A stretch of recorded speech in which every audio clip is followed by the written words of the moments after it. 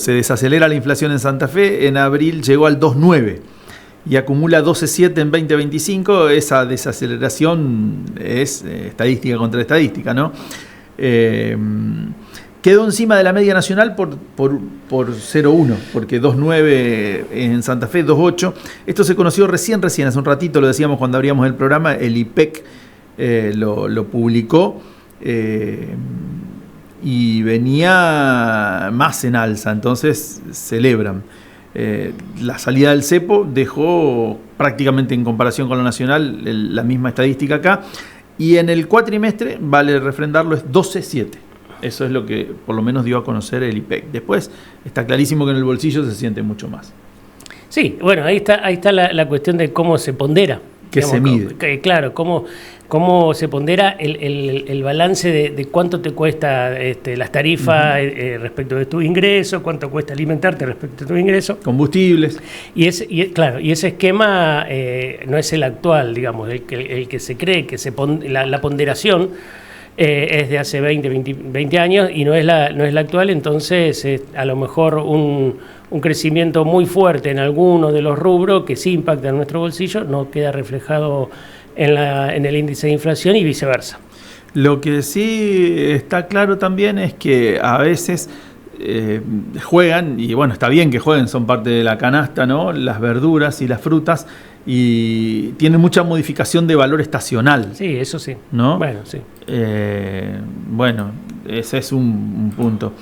Pero además está es una vieja discusión del cómo se mide, que estaba dada también cuando gobernaba el kirchnerismo y Guillermo Moreno estaba a cargo de las mediciones. Sí. Fue muy cuestionado en ese momento y había cuestiones en las que uno, sin ser un experto, podía deducir que tenía razón y otras que no. Por ejemplo, él había quitado de los índices de medición el transporte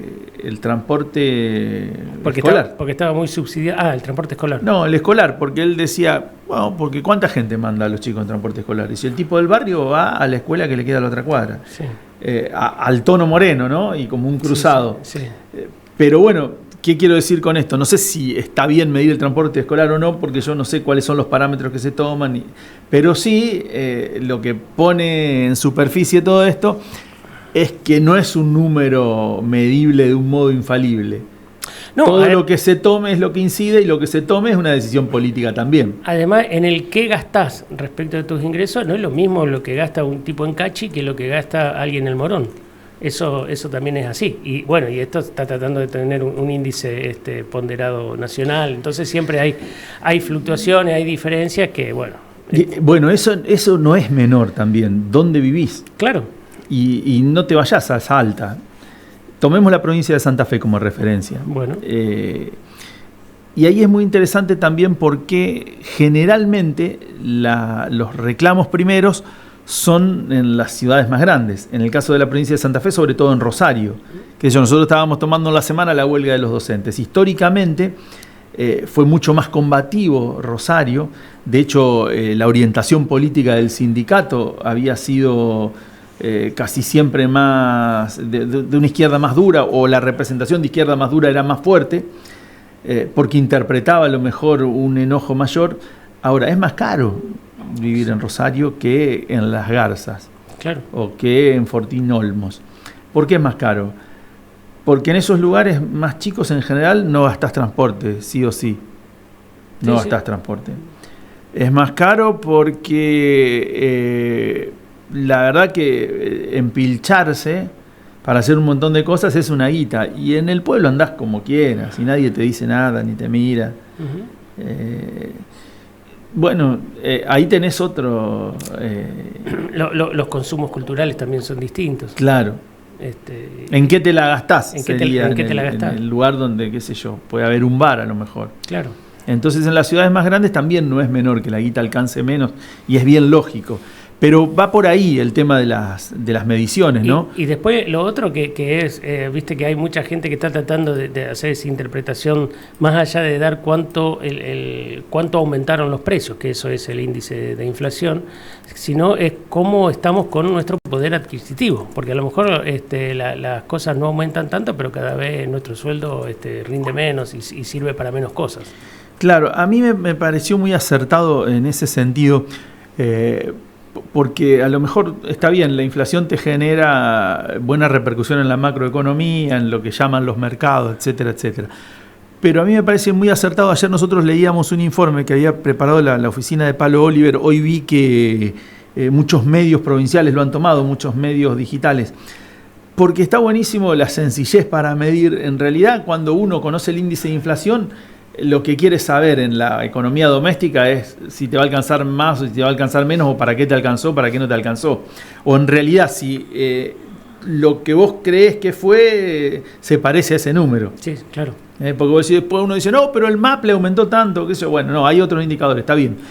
Pero lo que me parece que es sustancial para la economía, cuánto te alcanza, cuánto tenés, es comparar con cosas que uno usa todo el tiempo. Este informe ayer decía, estaba medido en canastas básicas, decía, en X año, un maestro, estaba tomado por los maestros, pero se puede tomar con cualquier laburo, un maestro cobraba tanto, y con esa guita compraba X cantidad de canastas familiares. Se tomaba el precio de la canasta familiar, que eso sí lo fijan los organismos de medición, y dice, con esto me alcanza para tanto. Otra buena medida, todo el mundo de alguna u otra manera está vinculado al combustible. Bueno, es decir, con esto yo me compraba tantos litros de carne. Porque si no, entramos en la idea de discutir como discute el gobierno. El gobierno te lleva a discutir esto al terreno que el gobierno le conviene. Entonces te dicen la sandez de que antes en dólares cobrabas 600 y ahora cobras 1.000. No, el tema es qué comprabas con esos 600 y qué compras con estos 1.000. Sí, claro, ese es el punto. No hay otro, no hay otro punto. Ese es el punto. Y me parece que en ese sentido nosotros también tenemos una responsabilidad de clarificar. Digo, nosotros los que estamos por ahí sin ninguna petulancia, digo, los que por ahí tenemos la posibilidad de hablar todos los días, sino no repetir en cadena esa idea de decir, sí, objetivamente, alguien que ganaba $600 ahora gana 1.000, es verdad, porque el trabajo se le ha hecho muy caro al empleador, porque uno a veces cuando habla del costo del trabajo para el empresario, a veces uno se imagina siempre a Techín empleando, pero hay tipos que tienen un almacén en un barrio y tienen que tener 2 empleados. Sí. Y si le quiere pagar en blanco, no junta esa guita. Sí. Y a su vez al empleado, por más que se la junten y le paguen eso, que como dice el gobierno, en dólares, después ve que le alcanza para menos. Esa sencillez es la que te puede dar el lugar de lo que le pasa a tu economía. Los demás números son para que sonría la macro, o que sonrían los mercados. Impalpables para nosotros los mercados. Digo 2 cosas. Una es cómo, que creo que yo estoy bastante obsesionado con eso, con tratar de entender cómo es el mercado laboral hoy por hoy, cómo es el pulso de la gente y demás. No lo logro, pero bueno, lo intento. Cuando vos decís llegás a fin de mes o no llegás a fin de mes, eso presupone que vos cobrás un sueldo y que te lo pagan los primeros días del mes, todos los meses, y que con esa cantidad de guita que te dieron de un saque, te tiene que alcanzar por 30 días. La mayoría de la gente, creo yo que hoy por hoy no cobra sueldo. Claro. Vive, y no digo de vivir de changa, los monotributistas en general no están cobrando un sueldo, salvo que tengan un contrato de locación y servicio. Pero cuando tienen el pluriempleo, que se la rebuscan por acá, le va entrando guita de manera continua. Y ellos van, y la gente va viviendo así. No, se está perdiendo, creo yo, el tema hasta que el hecho de llegar a fin de mes. Porque la mayoría no cobra sueldo, creo yo, ¿no? Esto va por mi cuenta. A ver, cuando hay otra realidad que es incontrastable, porque esas sí son estadísticas incontrastables, que hay una pérdida del mercado de asalariados que va desde lo que el gobierno dejó como tendal en el empleo público, más lo que no pudo sostener el empleo privado, nadie puede decir que hoy hay más empleo pleno. Digo, llamamos empleo pleno a lo que vos cobras con un recibo de sueldo todos los meses, tenés tus obligaciones, tenés tus derechos, las vacaciones, el aguinaldo, etc. Hay menos empleo, eso está claro. No se puede, yo no tengo el número exacto de cuánto menos empleo hay. Hay menos asalariados, eso seguro. Y el otro problema que tiene el que va a monotributear, por inventar un verbo... Monotributristear. Claro, tristear porque, sí, por lo triste. Por lo triste. No, el otro problema que tiene es que ante la pérdida del empleo, el que labura en oficio sí o sí labura menos. Traducilo a tu casa. Si te sobra el mango, traes a alguien de electricista. Si no, capaz que vas vos y te haces el Rambo y cambias los cables. Sí. Y te haces el plomero y cambias un caño. ¿Sí?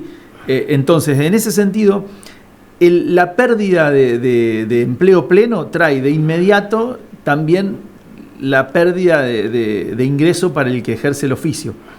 Eso por un lado, porque el que tiene plata en serio, el que tiene una empresa y demás, contrata a empresas para que le hagan ese tipo de laburo. Ahora, el laburo cotidiano, el de la casa, lo banca el que es asalariado. Dice, che, yo necesito un plomero, yo mañana necesito un electricista, pasado necesito alguien que me haga la instalación de gas. Ahí tenés una pérdida. Y después tenés lo otro. El monotributista que no labura en el oficio y labura con otro tipo de prestación, también es doble víctima de la inflación, porque a ese le pedalean para pagarle. Sí, bueno. Si es proveedor del Estado, ni te digo. Y si es proveedor del privado, es muy raro que al otro que labure y al otro día le paguen. Entonces también entra en un círculo pernicioso para él, en el que cuando cobró lo que él fijó como precio, ya la inflación del mes siguiente le hizo mella de nuevo. Pero otra vez, una pérdida constante. Pero otra vez vos estás pensando en que está contratado de alguna manera. Claro, después tal que no. Yo digo viste, el pequeño comerciante, los que ahora dicen emprendedores, ni estoy hablando de los Rappi, estoy hablando de cualquiera que quiere ponerse a vender cosas, le va entrando dinero y no tiene el periodo de 30 días para ir evaluando cómo le pega la inflación. Claro, es la incertidumbre de la que hablaba Bullrich, ¿te acordás? Sí, Esteban sí. Bullrich. Bueno. Y la otra los voy a retar, pero no les voy a explicar. No se dice se acelera la inflación, no se dice, bueno, capaz que se acelera, capaz que desacelera, pero es más difícil ver eso. Cuando uno refiere popularmente si se aceleró o desaceleró la inflación, está hablando de los precios, no de la inflación. Que es otra cosa.